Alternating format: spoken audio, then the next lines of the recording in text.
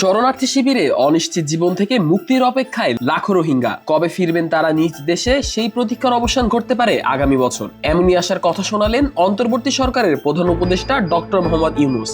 কক্সবাজারের উখিয়া ক্যাম্প পরিদর্শনকালে তিনি বলেন, এই ঈদে না হোক, তবে আগামী রোজার ঈদ যেন রোহিঙ্গারা নিজের দেশেই করতে পারে, সেই চেষ্টাই করছি আমরা। 14 মার্চ উখিয়ার কুতুপালং রোহিঙ্গা ক্যাম্প পরিদর্শন করেন প্রধান উপদেষ্টা।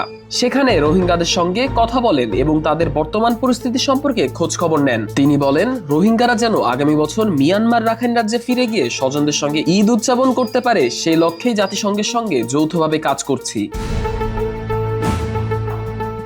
তিনি আরো বলেন, আমরা শুধু আলোচনা করে বসে থাকবো না, প্রয়োজন হলে সারা বিশ্বের সঙ্গে লড়াই করে হলেও রোহিঙ্গাদের তাদের মাতৃভূমিতে ফেরানোর পথ সুগম করব।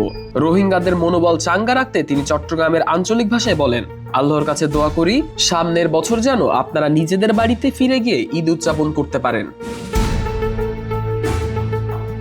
2017 সালে মিয়ানমারের সেনাবাহিনীর দমন পীড়নের কারণে বাংলাদেশে পালিয়ে আসে 10 লাখের বেশি রোহিঙ্গা। কয়েক বছর ধরে প্রত্যাবাসনের আলোচনা চললেও কার্যকর কোনো অগ্রগতি হয়নি। মানবাধিকার সংস্থাগুলো বলছে, রাখাইনে এখনো নিরাপদ পরিবেশ তৈরি হয়নি, ফলে স্বেচ্ছায় প্রত্যাবাসন নিশ্চিত করা কঠিন।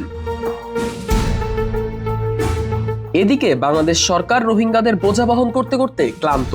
স্থানীয় জনগোষ্ঠীর সঙ্গে রোহিঙ্গাদের নানা সামাজিক ও অর্থনৈতিক সমস্যা বাড়ছে, তাই দ্রুত প্রত্যাবাসন চাইছে বাংলাদেশ। জাতিসংঘ সহ আন্তর্জাতিক সম্প্রদায়ের সহযোগিতা বাড়ানোর আহ্বানও জানান প্রধান উপদেষ্টা।